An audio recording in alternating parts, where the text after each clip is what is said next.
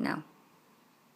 Hey guys, Mel the Train Shooter here again with another product showcase for you. And this is a table for the guys over at Broken Spirit Wargames.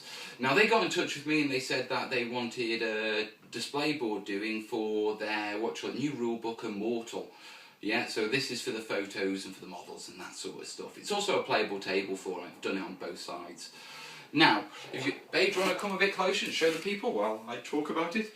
My lovely wife filming as ever, guys. Yeah, just for credit where it's due. Yeah, the tree work. Yeah, that's my wife's work. Yeah, thank you, baby. You're welcome. Because I was very stressed at getting it done, so she helped me out. But basically, the brief was, yeah, that they wanted a rugged, dark age landscape with certain fantasy elements. So it was set in the real world, but it has fantasy elements to it, hence the henge, etc.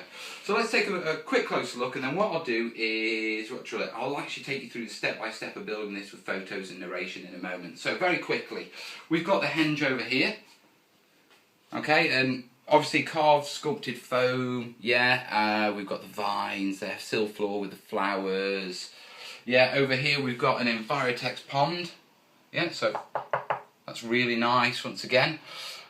One of my favourite pieces, come on round baby, they won't mind, yeah, is the roundhouse. That's turned out quite nice, I do like that. Obviously you've got all the gates, we've got the woods. Yeah. Oh, board slipped. That's Did me. you not my board? Yes, I'm sorry. Luckily they were designed for playing on. And obviously we've got all the rocks as well, you know, with just standard carves, you know, there's tutorials on my website for that.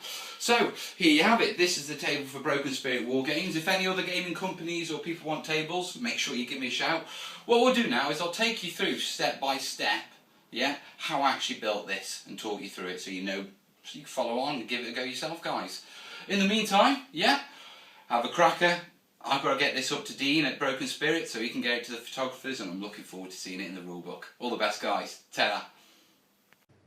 So here's the main set, okay, but let's look at the individual elements. First off, let's look at the rocks. Now when I made the rocks, there was one large one, one medium one, and 6 small scatter pieces. And these were done in my typical sort of style, which is basically carving out a plateau hill, as you can see here. Yeah, and basically taking chunks out. Once I got the rough shape, it was time to start nicking into it and beveling it and start getting that rock texture with a steak knife. After that, it was a matter of sanding it down and making rock imprints, yeah, to get the rocky texture. And to get that striation look, okay.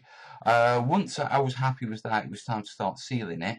And in that case, what I did is I sealed it with watered down filler.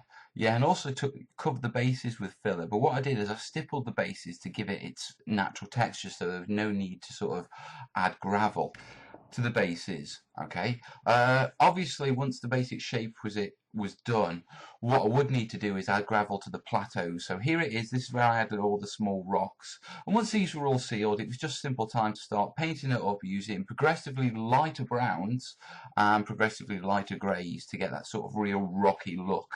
Yeah, that blended look. And finally, it was just a simple matter of flocking up, adding the clump foliage for this finished look. Moving on, we've got the trees next. The trees were made out of a wire sub-assembly, so the wire was basically twisted around, cut and spread to make the trunks, the roots and the branches, and then hot glued down to the bases. Okay, once they were actually hot glued down, what I did is I covered them in milliput, yeah, and started to sculpt the actual bark by putting lines in it. Once it was all dry, it was just a simple matter of painting it various shades of brown with various washes, doing the base that they were attached to, and then it was a matter of flocking and adding clump foliage to the base, adding lichen to with hot glue to the actual branches to make the actual trees, and here they are. They look absolutely brilliant. Okay, I'll be bringing a tutorial actually on how to do this rather soon. The roundhouse started life as a simple sort of very flat cone and a circle.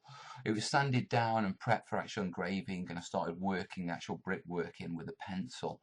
Once all the brickwork was sort of really in and firm in, I started cutting out the windows.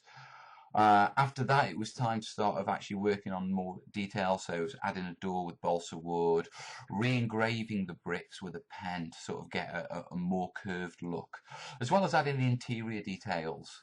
Okay, after that was done, it was a simple matter of painting it up, very similar to the actual rocks, but without the brown, to keep that real stone look, that cold bluey stone look.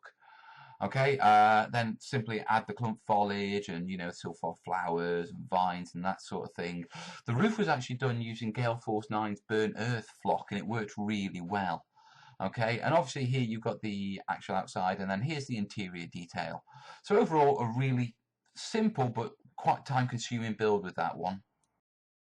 The walls were done in a similar fashion to the roundhouse, but engraved from slivers of polystyrene. Yeah, they were then mounted on 2mm plastic card, used filler and gravel to get the texture on the base and to give them a wash over, then finally painted up in a similar style to the roundhouse with the clump foliage, and overall a really effective look. The pond was done how I normally do my ponds, which is a small balsa wood lip that's beveled down to create that little crater, and painted up in similar colours with a bluey green centre. Then finally, finished off with the flocking, the reeds, which are Hornby reeds, and then the Envirotex for a brilliant pond look. Finally, we have the henge. Now, with the henge, I put the Immortal symbol into a small stone tablet. I cut large blocks of polystyrene to carve the actual fingers out of the claws, because we wanted a claw effect to it.